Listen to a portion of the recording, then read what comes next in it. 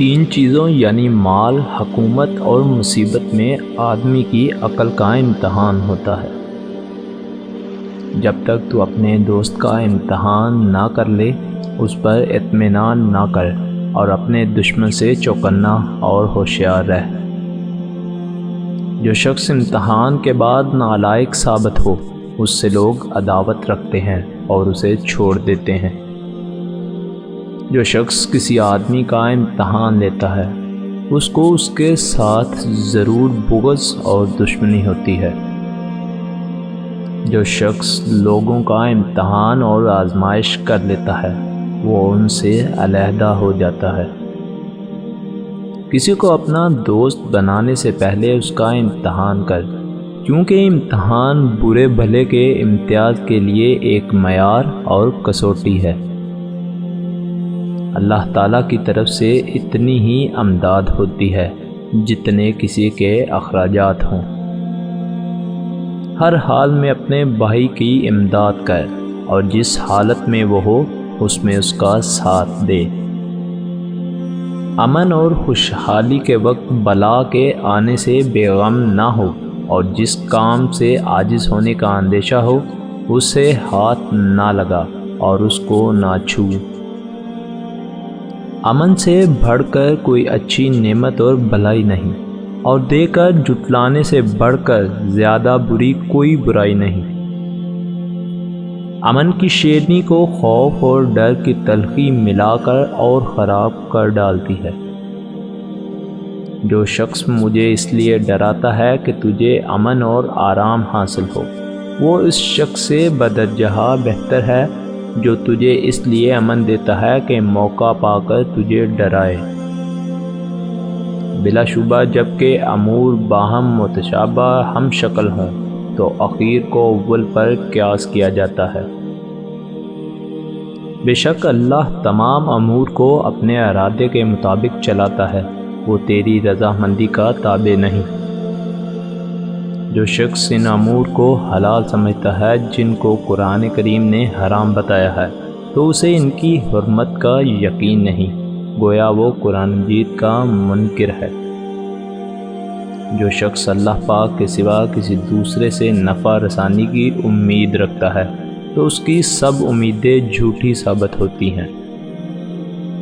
جو شخص سراب سے سیراب ہونے کی امید رکھتا ہے وہ اپنی امید میں ناکام ہوتا اور پیاس سے ہلاک ہو جاتا ہے۔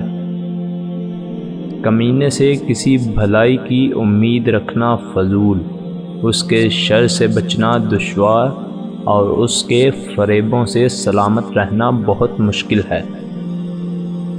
متقیوں کے نفس عفیف، حاجتیں کم، اور ان کی بھلائی کی ہر کوئی امید رکھتا اور ان کے شر سے بے غم ہو جاتا ہے۔ اپنی امیدوں کو چھوٹا کر، کیونکہ تیری موت نہایت نزدیک ہے۔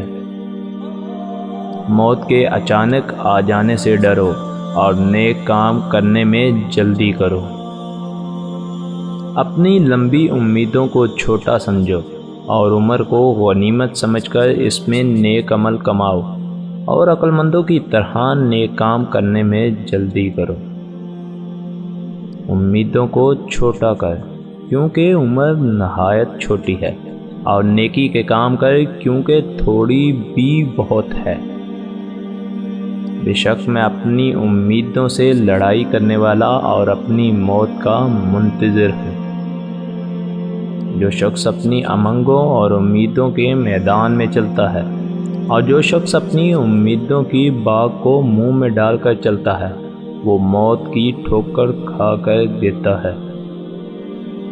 جو شخص اللہ تعالیٰ کو اپنی امیدوں کی جائے پناہ ٹھہراتا ہے اللہ پاک اس کے دین اور دنیا کے سب کام پورے فرما دیتا ہے۔ لمبی امیدوں کا آسرا رکھنے سے پرہیز کر کہ یہ بے وقوفوں کی خصلت ہے۔ بہت سی امیدیں ایسی ہیں کہ آخر کار محرومی کو پہنچاتی ہیں۔ بہت سی امیدیں ایسی ہوتی ہیں کہ ان میں ناکامی پیش آتی ہے، اور کئی گم شدہ چیزیں ایسی گم ہوتی ہیں کہ وہ واپس نہیں آتی۔ بے شک اللہ سبحانہ لمبی امیدیں باندھنے والے بدعمل کو نہایت ناپسند رکھتا ہے۔ جس شخص کی امیدیں چھوٹی ہوتی ہیں اس کے عمل درست ہوتے ہیں۔ جس شخص کی امیدیں لمبی ہوتی ہیں اس کے عمل فاسد اور خراب ہوتے ہیں۔ جس شخص کی امیدیں لمبی اور دراز ہوتی ہیں اس کے عمل برے اور خراب ہوتے ہیں۔ انتقام میں جلدی کرنا اچھوں کی خصلت نہیں بلکہ انتقام میں جلدی کمینوں کی خصلت ہے۔ لوگوں کے قصور جلدی سے معاف کر دینا شریفوں کی صفت اور عادت ہے۔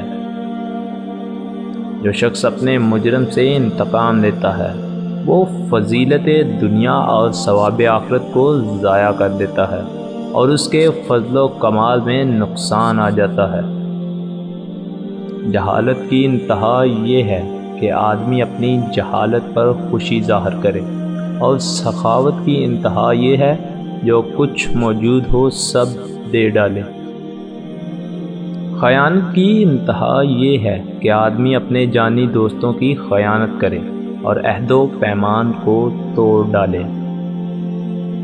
دو چیزیں ایسی ہیں جن کی انتہا کو پہنچنا دشوار ہے، نمبر 1 علم، نمبر 2 عقل۔ کام کے انجام کی سوچ بچار کر لیا کر تاکہ ہلاکت سے بچا رہے۔ انجام کی فکر کرنا سخت مصیبتوں سے بچاتا ہے۔ تمہاری حیاتی اور بقا کا انجام فنا اور تمہارے فنا ہو جانے کا انجام حیات دائمی اور بقا ہے۔ دل لگی اور مذاق کا اول تو کھیل تماشا ہے مگر اس کا انجام لڑائی ہے۔ دو چیزیں ایسی ہیں جن کا انجام اچھا نہیں، نمبر 1 ظلم، نمبر 2 شر۔